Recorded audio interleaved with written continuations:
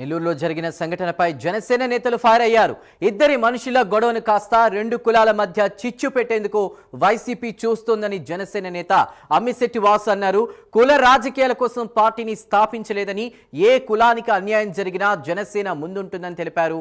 జగన్ కుల రాజకీయాలు చేయడంలో మహాదిట్ట అని జనసేన నాయకురాలు విజయలక్ష్మి అన్నారు. ఇక వైసీపీ ప్రభుత్వం రాష్ట్రాన్ని రావణ కాష్టంగా మార్చిందని మండిపడ్డారు.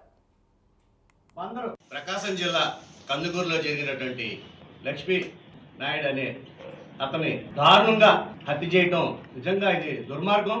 దీన్ని అందరూ కూడా ఖండించాల్సిన విషయమే.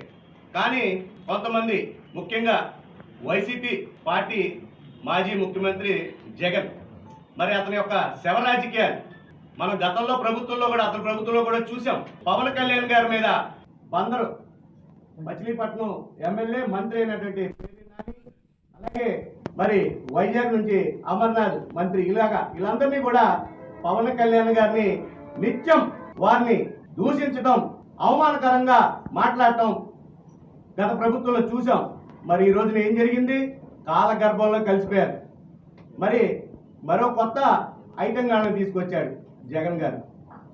మరి ఆ ఐటెం ఎవరంటే బెజవాడలో తూర్పు నియోజకవర్గంలో ఉన్నటువంటి వంగవీటి నరేంద్ర. మరి నిన్న వెళ్ళి అక్కడ కాపు యువతని ఇప్పుడు ఈ జరిగినటువంటి ఒక ఇన్సిడెంట్ని పట్టుకొని వారి ఆవేశానికి గురి చేసి వారిని వైసీపీ వెనక అలాగే కులాన్ని అడ్డం పెట్టుకొని నరేంద్ర లబ్ధి పొందాలని చెప్పి నిన్న అక్కడికి వెళ్ళి రెచ్చగొట్టడం జరిగింది. వైఎస్ జగన్మోహన్ రెడ్డి గారు కుల రాజకీయాలు, శవ రాజకీయాలు చేస్తారని రాష్ట్రం అంతా తెలుసు. ఎందుకంటే శవ రాజకీయాలు చేయడంలో దిట్ట జగన్మోహన్ రెడ్డి గారు.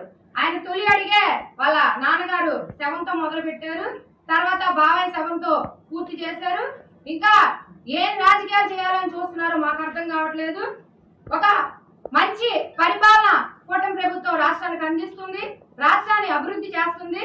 అది ఎలాగైనా సరే రెండు పార్టీలు విడగొట్టాలి అని చెప్పి ఏ చిన్న సందర్భం ఎక్కడ ఏ మారుమూల జరిగినా దాన్ని తీసుకొచ్చి జనసేన పార్టీకి ఆమోదించడం చాలా సిగ్గుచేటు అని చెప్పి నేను జగన్మోహన్ రెడ్డి గారు కానీ అలాగే వైసీపీలో ఉన్న కాపులకు కానీ నేను తెలియజేస్తున్నా.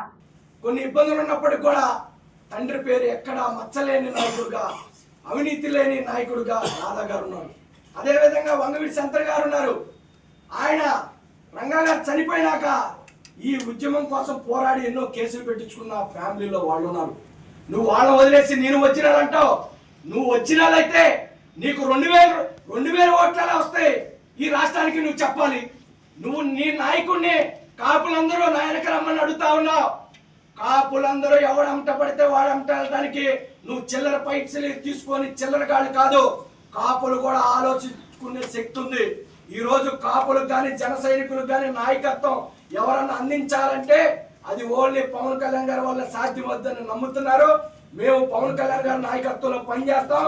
మేము కాపుల కోసమే కాదు, జనసేన పార్టీ అన్ని కులాల కోసం అని చెప్పి మేము హెచ్చరిస్తా ఉన్నాం. మీరు ఒళ్ళు దగ్గర పెట్టుకొని మాట్లాడకపోతే మేము ఒకటే చెప్తా ఉన్నాం, అక్కడ జరిగిన హత్య మాత్రం అన్యాయం.